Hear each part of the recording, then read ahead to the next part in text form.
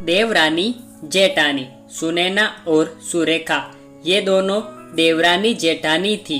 जेठानी सुनैना नौकरी भी करती थी और देवरानी सुरेखा ये घर संभालती।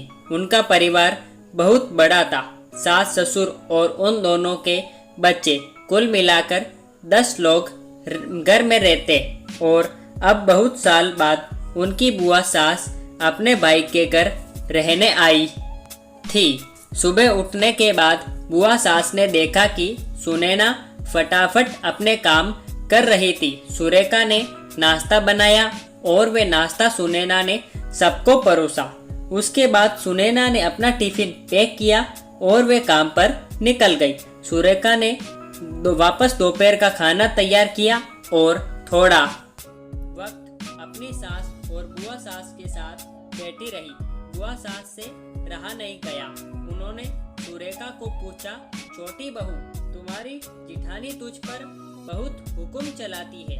सुबह से देख रही हूँ रसोई घर में अकेले ही काम करती हो और वे महारानी दिखावा करने के लिए नाश्ता परोस रही थी, जैसे कि उसी ने ही नाश्ता बनाया हो। यह सुनने के बाद सुरेखा ने बुआ सास की तरफ देखा और बोली, बुआ सास जी, ऐसा कुछ नहीं है।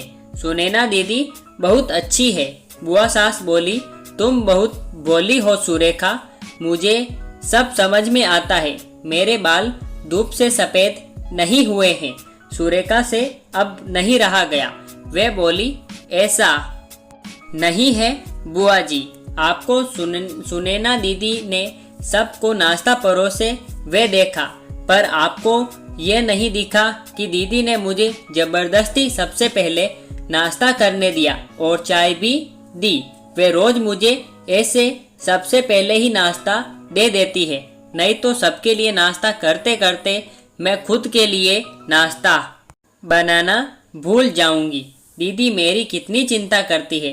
दीदी सुबह जल्दी उठकर मंदिर साफ करती है, फूल सजाकर रखती है और मुझे उनके 1 घंटे बाद उठने के लिए कहती है। शाम को आते समय बाजार से सब्जी भी लेकर आती है, क्योंकि हमारे मिस्टर रात को देर से आते हैं और मम्मी जी को सुनैना दीदी ने बाजार में जाने को मना किया है, क्योंकि अब उनकी उम्र 60 साल से ज़्यादा हो गई है। बाजार में जाते समय उनको तकलीफ होगी, उनके पैर बहुत दुखेंगे।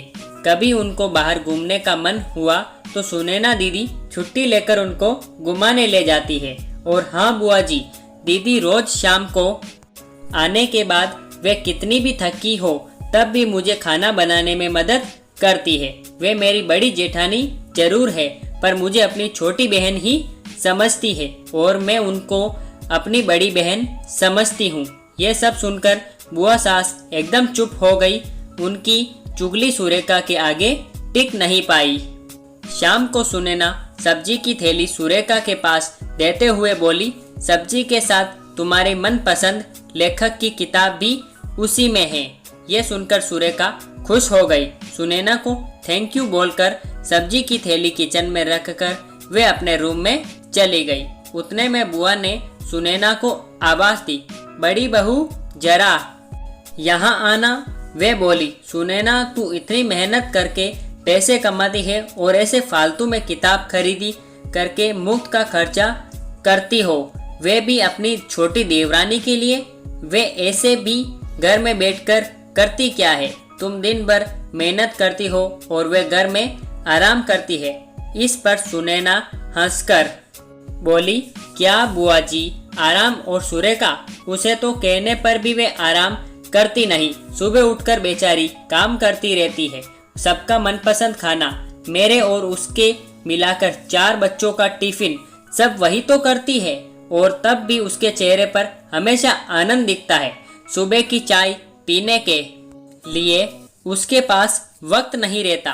दोपहर को जब बच्चे घर आते हैं तो उनका खाना, होमवर्क सब वही देखती है। इसलिए मुझे बच्चों का टेंशन नहीं है और इसलिए ही मैं ऑफिस में मन लगाकर काम कर पाती हूँ। कुछ दिन पहले ही मुझे प्रमोशन मिला है।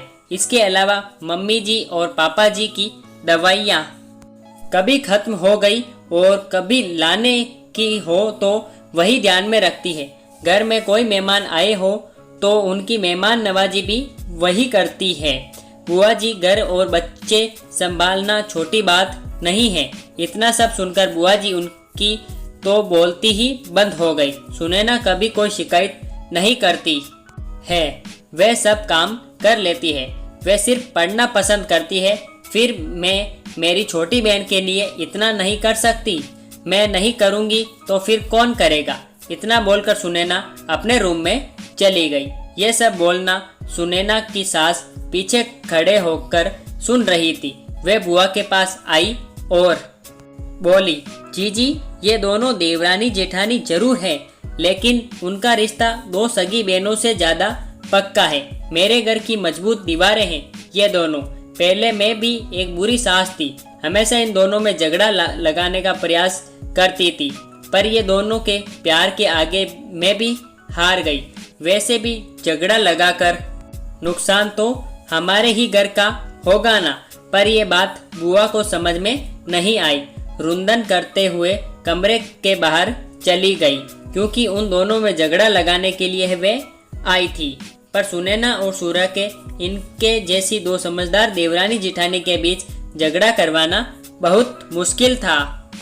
तो दोस्तों, सुनैना और सूर्य का इनके जैसे समझदार देवरानी जेठानी जिस घर में होंगे उस घर का कोई बुरा नहीं कर सकता। जिस घर में ऐसी बहुएं होंगी वह घर स्वर्ग बन जाएगा। दोस्तों, देवरानी जेठानी की सुंदर पारिवारिक कहानी आपको कैसी लगी कमेंट में जरूर बताएं।